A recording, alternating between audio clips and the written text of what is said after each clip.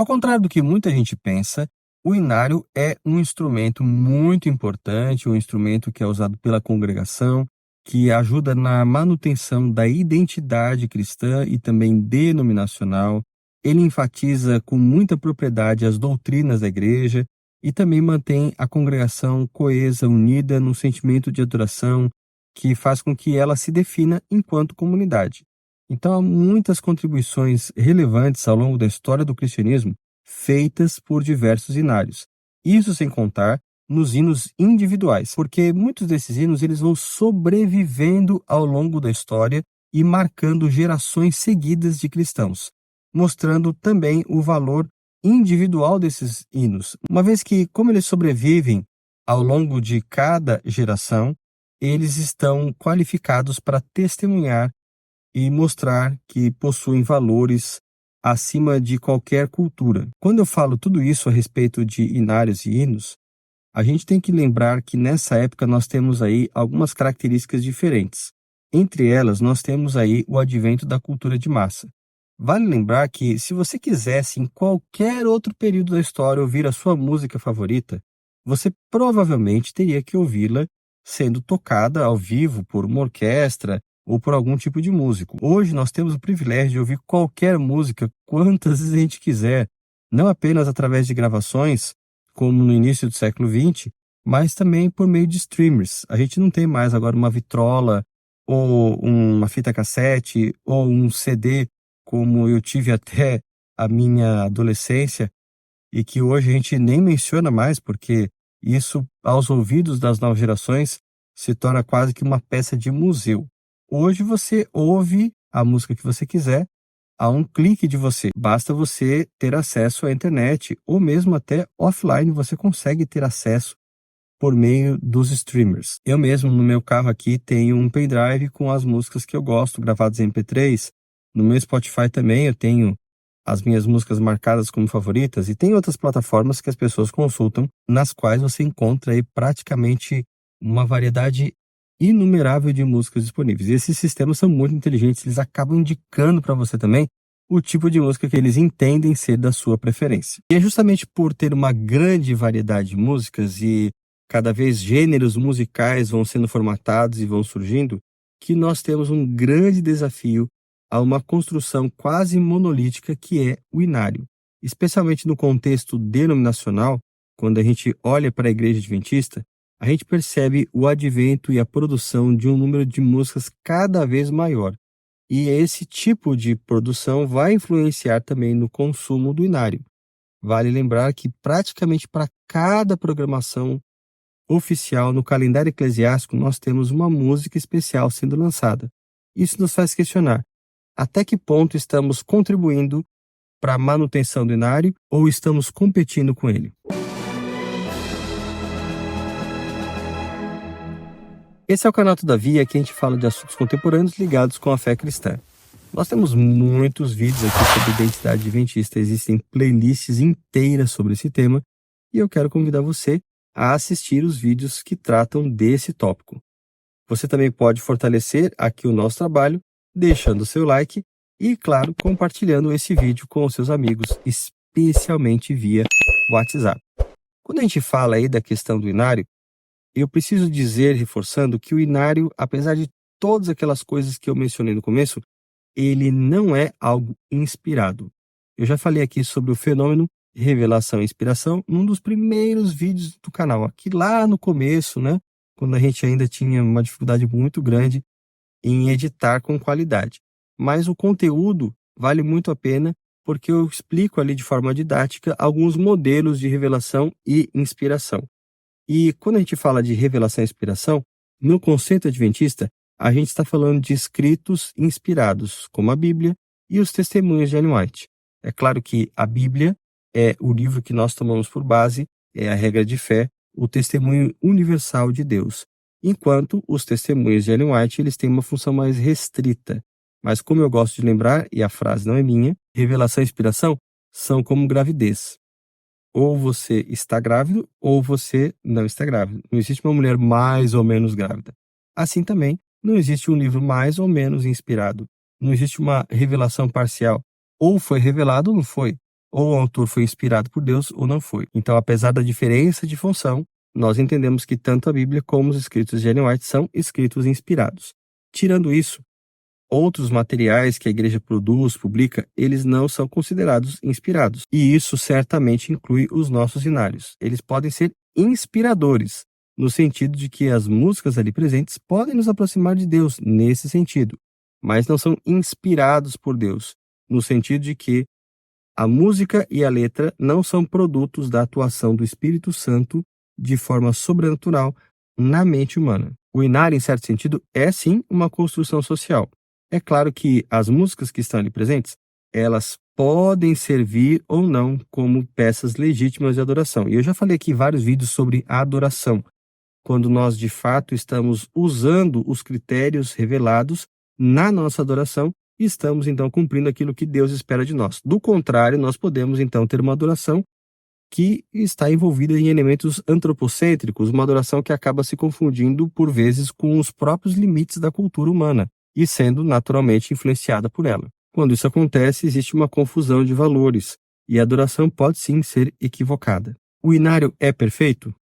Acredito que nenhum inário seja perfeito enquanto produção humana e como produto não inspirado. Mas também acredito que o inário pode ser bem selecionado, com critérios legítimos da palavra de Deus, e pode chegar a um resultado final bastante aceitável e que seja coerente com a luz que Deus revelou na sua palavra. Mas esse vídeo não é também para avaliar a qualidade do inário presente. É só para ressaltar que enquanto nós tivermos competição ao inário, nós vamos estar abreviando a sua longevidade, o que mais ou menos aconteceu com o último inário. É verdade que o último inário já estava durando há mais de 20 anos, mas a sua vida foi encurtada porque nós tínhamos, além das músicas já referidas para programações especiais, coletâneas para o culto jovem e outras produções musicais também especiais. Nós tivemos ali no início da década de 2010 uma coletânea bastante popular, que era do Ministério de Louvor do Está Escrito. Depois do surgimento dos adoradores, uma coletânea de viés mais carismático, mais próximo das músicas de worship, que a gente vê no movimento neopentecostal, igrejas que seguem essa tradição mais de participação, de erguer as mãos, de cantar hinos de forma mais repetitiva. E tudo isso foi minando, claro, a influência do inário adventista, que em programações especiais era preterido. Ao invés de você colocar músicas do inário, você tinha a participação e a inclusão dessas outras músicas. Qual que seria a solução para isso? Uma das possíveis soluções foi incorporar de forma modificada, levemente modificada, muitas dessas músicas mais populares no novo inário. Mas mesmo isso não inibiu a igreja de continuar produzindo novas coletâneas e também de ter músicas para programações especiais. Na prática, você vai abrindo aos poucos a mesma concorrência que se tinha ao inário antigo, só que agora em relação ao novo inário. Então, se trocou o inário, se produziu uma nova coleção oficial de músicas e hinos, dizendo que agora a igreja oficialmente vai cantar isso. E se incorporou muitas músicas jovens, músicas para crianças, para dizer, bom, agora nós temos de tudo. Há uma abrangência maior de músicas, inclusive músicas que o público em geral, o público adventista, se acostumou a cantar. Então, bom, vamos usar esse inário. Mas, ao mesmo tempo, a mentalidade de produzir músicas fora do inário e dar espaço para elas no calendário da igreja não foi suprimida. Pelo contrário, você sempre tem músicas especiais para a Semana Santa, você tem música para evangelismo, música para a Semana de Mordomia, música para projetos especiais, novas coletâneas sendo lançadas.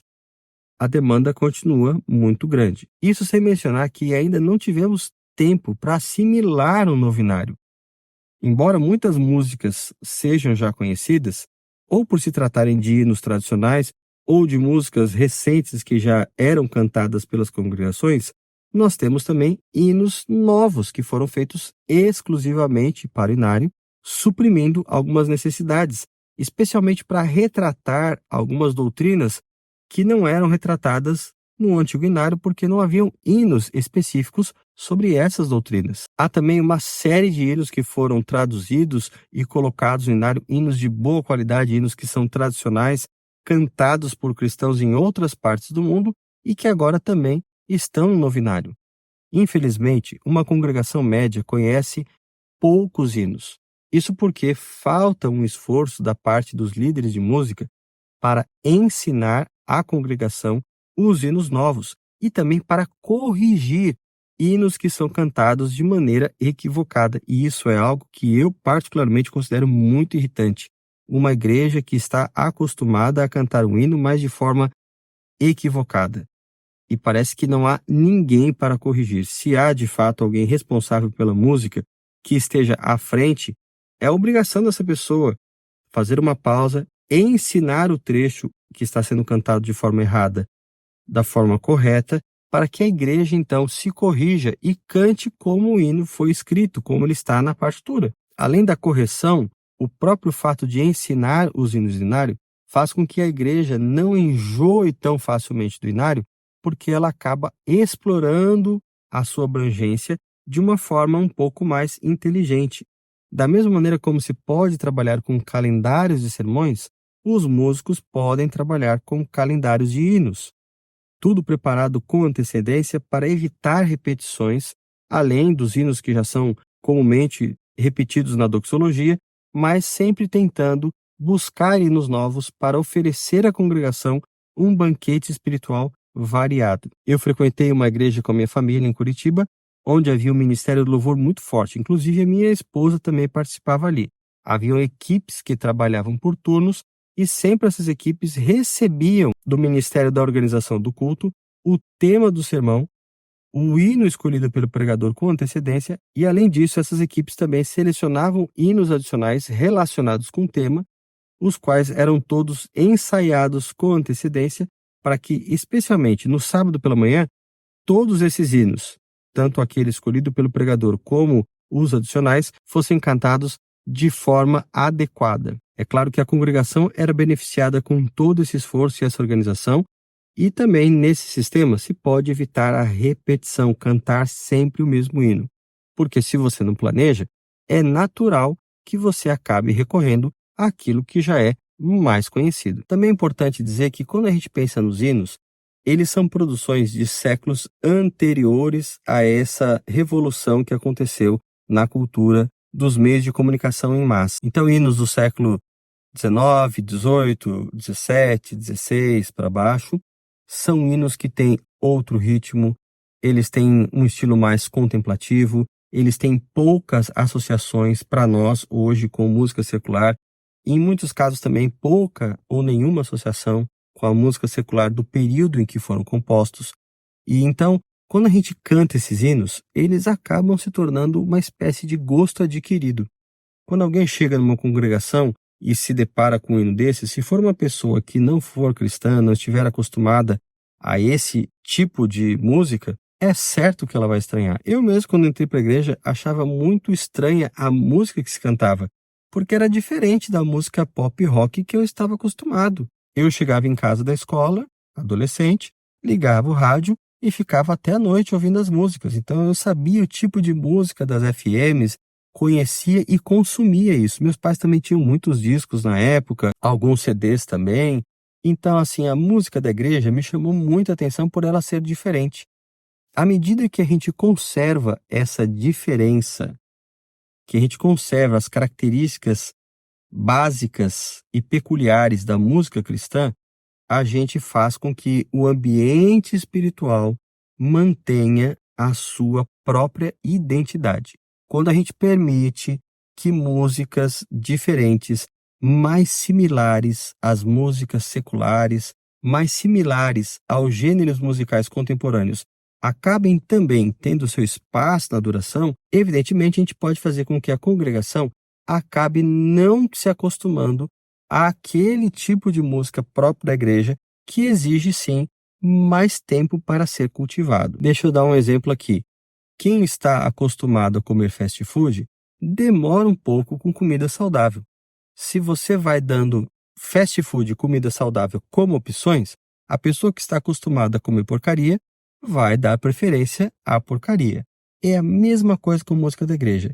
Quando você oferece uma adoração de qualidade, pautada em músicas bem escolhidas, com valores claros espirituais e uma identidade marcadamente cristã, isso daí é diferente do gosto popular. Agora, se há as duas opções, músicas cristãs populares e músicas cristãs tradicionais, é mais fácil aqueles que já estão acostumados procurar optar pela música cristã popular. Então nós temos que ser criteriosos e evitar que o gosto da congregação se nivele por baixo, se acostumando com aquilo que é profano, com aquilo que não é tão religioso. Aparenta muitas vezes, por causa da letra, ser música religiosa, mas que na verdade é música popular travestida em música cristã. Eu quero ouvir você. O que você pensa sobre isso? O que você acha que deve ser feito com o Inário para que ele sobreviva? Como tirar, extrair o melhor do Inário? E também quero ver se você gostou do novo Inário. Não se esqueça de curtir esse vídeo, espalhá-lo nas suas redes sociais e também seguir esse canal, porque aqui a gente tem vários vídeos legais que vão certamente interessar você. Um forte abraço, que Deus abençoe você. Of careless youth, when life was fair and bright, and ne'er a tear and scarce a fear o'ercast my day and night, as in the quiet eventide